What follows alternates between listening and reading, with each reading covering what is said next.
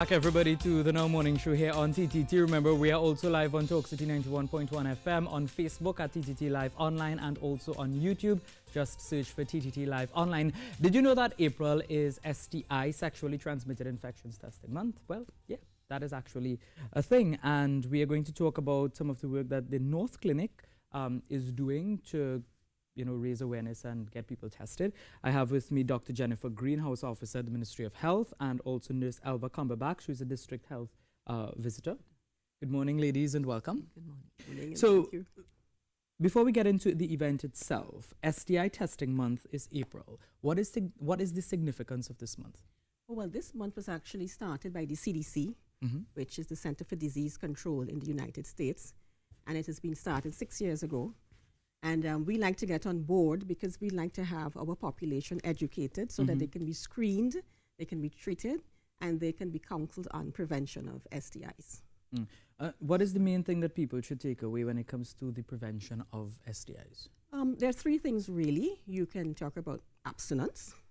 You can we can speak about prevention in terms of being vaccinated, and the diseases can be prevented by vaccination. That is the HPV. We can talk about safe sex, meaning the use of condoms, the proper use of condoms, and more importantly, having monogamous relationships. The last one, I mean, a lot of people are thinking, yeah, that is what it should be, but that is not necessarily the case. How do we convince people to actually practice these things? Well, that's what we advocate.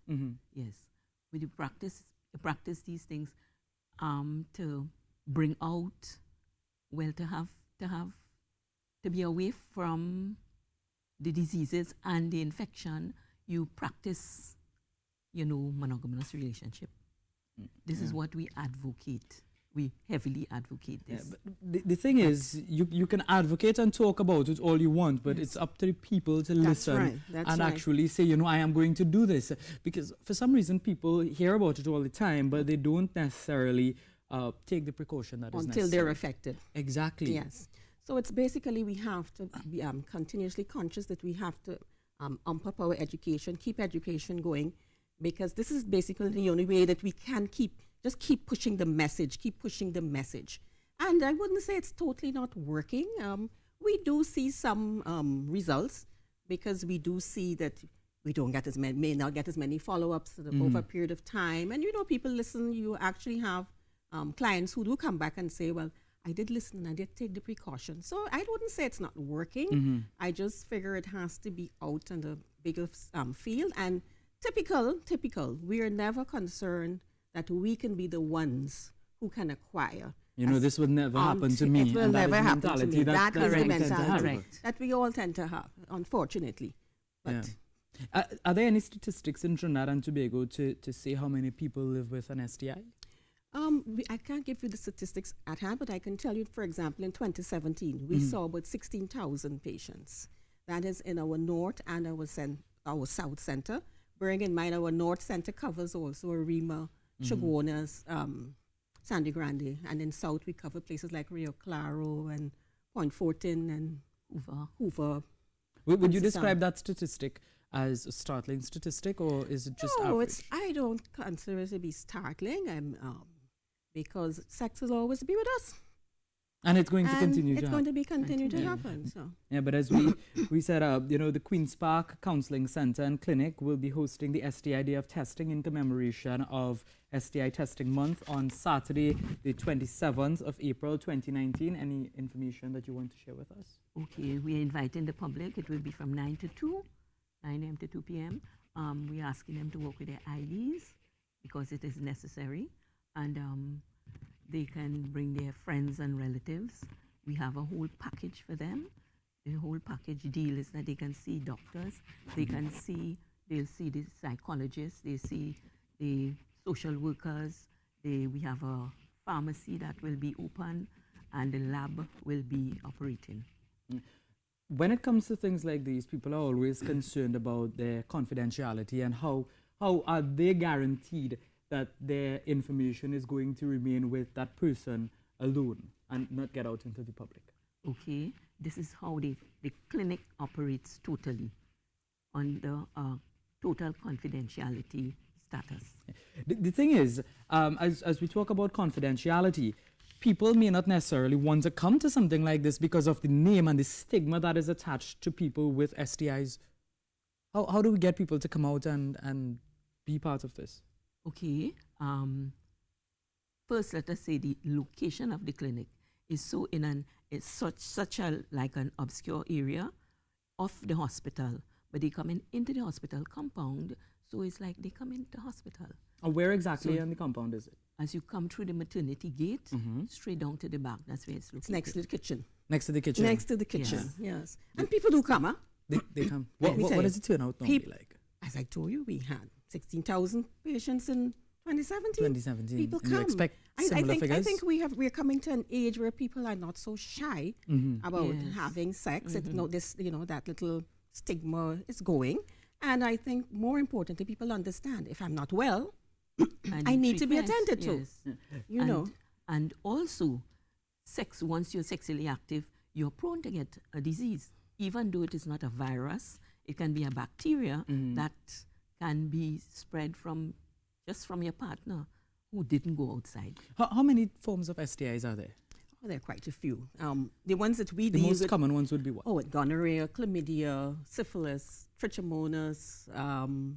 BV is not it's not a sexually transmitted disease, but it's one that we see. Herpes simplex. HIV. We have chancroid. We have HIV. We do see a lot of different things. Yes. This event taking place on the 27th of April. What type of tests will be carried out? We'll be doing HIV testing. We'll be doing syphilis testing. We're doing gonorrhea, trichomonas. But we don't do the specific tests. Right. So it's just to get a general idea. Yes. I think when she says specific, she in referral to the other testing, like herpes and herpes. We don't do herpes testing, but we do specific testing for syphilis. We do specific testing for gonorrhea. Right. We do specific testing for trichomonas. We just have a few that we need to, we're working on to beef up our. Because of the cost. Done via the use of the blood, or are they done blood by for other means? blood for some, and for other it would be like the vaginal and penile. So that would be done on site. On site, yes, on site. And it's free. And it's free. And it's free to the public. It's free. Yes. And I'd like to say, when you talked about confidentiality, we've all been trained. Yeah. Everyone has been trained there in professionalism in terms of with the age of social media Yes. and camera phones, it's not very hard for somebody to take a picture of something and just post it on social media. Well, they will have to actually take a picture of themselves, because it wouldn't be anybody working in the clinic. They would have to do it themselves. Yes. There's another question that I have to ask. We talk about these infections and getting people educated, use preventative measures. Do you think, or are you of the belief that sex education should be something that should be discussed in schools? Oh, I definitely believe that it should be. There is an argument for and against. Yes. Why do you think it should be? So because you see, you can release a certain amount of information at a certain age, okay, and then you can up the information as they grow. Why do you think? I think early awareness is always important. I tend to agree with you, Doctor. Whether it's, for some people, early awareness, fear. Sometimes, sometimes they say the greatest motivators in life are fear and love. Sometimes just simply seeing what it looks like. A young person will say, no, I'm not involved in that. For some, it may not be fear, but to some, just like knowledge. And the use of knowledge says to me, sex is good, but there's a time for it. There's a time to wait. And also, when I do start having sex, what can I do to prevent myself from having STIs? You may want to have sex or whatever it is, but these are the consequences. As parents, lots of parents just say, you get sex, you're going to go pregnant. No, a little more than that we need. Yeah, more than just scare tactics. Yes, I think just scare education tactics, is necessary, because we've seen in recent years younger and younger school children are engaging in sexual acts. And, you even see it, the videos being shared, around cell phones and stuff like that, which in itself is a violation of the law. Yes. But I think you can't really stop them from doing it. You can't stop the school children, even of that age, from doing it. So you might as well educate them so they would at least protect themselves. And simple things. Look at the simple thing as the HPV vaccine. how important that is, and it starts in the school age before, and the ideal is to have it before you have sex, right, so that you are protected from the HPV virus, which causes cancers, warts, you know, the gamut. And this is an interesting conversation. It's a conversation I'm sure we'd continue to have. But remember, this is STI Testing Month, and the Queen's Park Counseling Center and Clinic will be hosting STI Day of Testing in commemoration of this month on April 27th, 2019 at the Port of Spain General Hospital compound, the Costard building that is next to the kitchen. It is a free event and it starts at 9 o'clock. So remember, you can go on down and, you know, get yourself checked.